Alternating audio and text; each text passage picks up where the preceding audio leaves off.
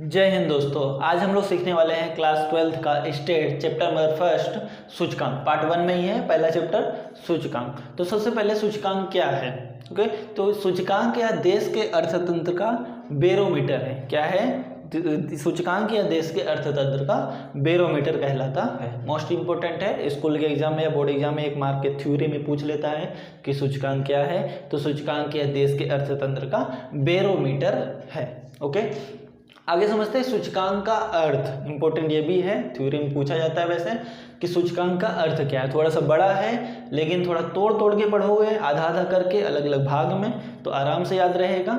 और जब तक एग्जाम ना हो जाए तब तक तो याद ही रखना है। ओके, तो कोशिश इस तरह करना कि याद रहे एग्जाम तक। तो किसी वस्तु से संकलित, संकलित मतलब होता है जुड़ा होना।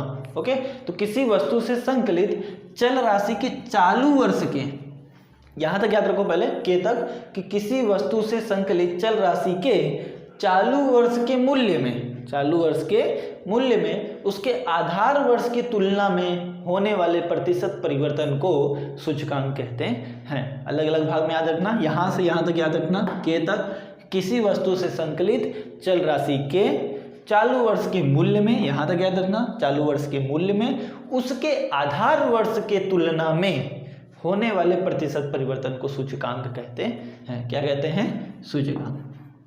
जो हमारा चालू वर्ष है और जो हमारा आधार वर्ष है, तो चालू वर्ष का तुलना करना है किसके साथ? आधार वर्ष के साथ। चालू वर्ष की तुलना करना है किसके साथ? आधार वर्ष के साथ। और तुलना करने पे जो अंतर आएगा, जितना प्रतिशत का अंतर रहेगा, वही हमारा क्या है? सूचकांक है।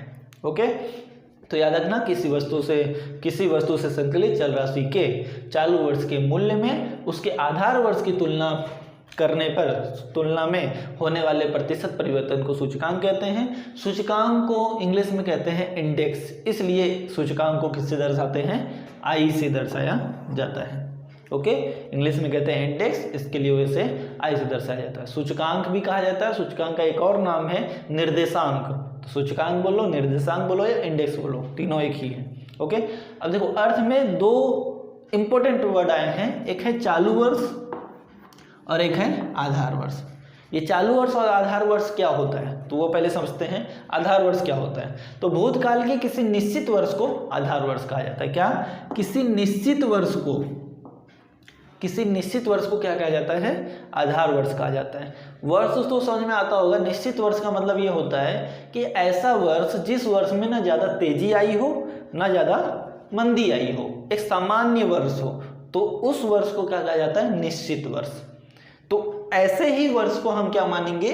आधार वर्ष मानेंगे। भूतकाल के जो पास्ट में है, बीता हुआ है, ऐसे किसी वर्ष, ऐसे निश्चित वर्ष को क्या कहा जाता है? आधार वर्ष कहा जाता है। जैसे ये कोरोना का टाइम का वर्ष था, तो इस वर्ष को हम आधार वर्ष नहीं मान सकते, क्योंकि बहुत सारे व्यापार ठप हो गए और बहुत सारे व्यापार आगे बढ़ गए। ओके, तो ऐसे वर्ष को हम आधार वर्ष मान नहीं सकते। कैसे वर्ष को आधार वर्ष मानना है? निश्चित वर्ष को आधार वर्ष मानना है। ओके, निश्चित वर्ष मतलब एक सामान्य दृष्टि से चलता हो, सामान्य कैटेगरी से।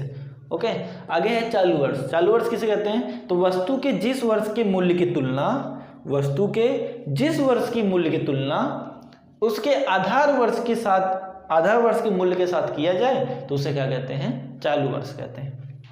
मान लो चालू वर्ष है और ये आधार वर्ष 2 है, तो जो चालू वर्ष का जो मूल्य है और आधार वर्ष का जो मूल्य है, इन दोनों के बीच तुलना करें। तुलना करने मतलब चालू वर्ष का मूल्य की तुलना आधार वर्ष के मूल्य की तुलना के साथ अगर किया जाए तो उस वर्ष को क्या कहा जाता है? चालू वर्ष कहा जाता है। ओके, और ये आधार वर्ष और चालू वर्ष इतना इम्पोर्टेंट नहीं है। ये अर्थ है, याद रखना तो याद रख लेना, नहीं तो कोई बात नहीं। ये अर्थ जो है सूचकांक का अर्थ, वो इम्पोर्टेंट है। और इससे पहले बताया कि सूचकांक ये देश के अर्थतंत्र का क्या है? बैरोमीटर है, बैरोमीटर कहलाता है। वो भी याद रखना, बस 2 चीज़ें आपको बहुत है। ओके, नॉर्मल से समझ लेते हैं कि आधार वर्ष और चालू वर्ष का क्या मतलब। जैसे 2011 है, 2012 है, तो जो 2012 है वो क्या कहलाएगा?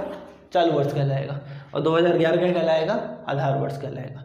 2015 और 2020, तो 2020 क्या कहलाएगा? चालू वर्ष। जो बड़े वर्ष होंगे वो क्या कहलाएंगे? चालू वर्ष, और जो छोटा होगा वो क्या कहलाएगा? आधार वर्ष। ओके, गत वर्ष भी बोलते हैं या आधार वर्ष भी बोलो। ओके, इतना समझ में आया? इसका एक स्क्रीनशॉट लो। फिर 1.1 में जो इम्पोर्टेंट सूत्र है उस सूत्र को सीखते हैं। चलिए आगे समझते हैं। आधार वर्ष चयन करने की दो विधि हैं। कितनी विधि है? दो। पहला है अचल आधार की विधि, दूसरा है परंपरित आधार की विधि।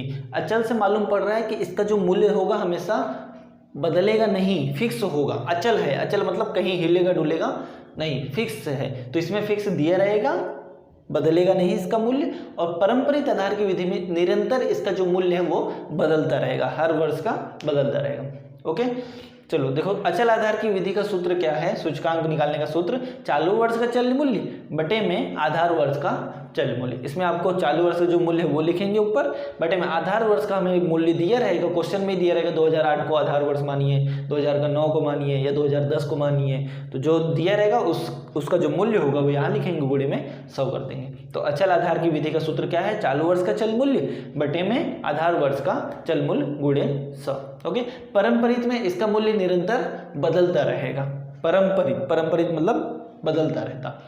ओके, तो इसका सूत्र क्या है सूचकांक निकालने का? चालू वर्ष का चल मूल्य बटे में गत वर्ष का चल मूल्य गुणे 100।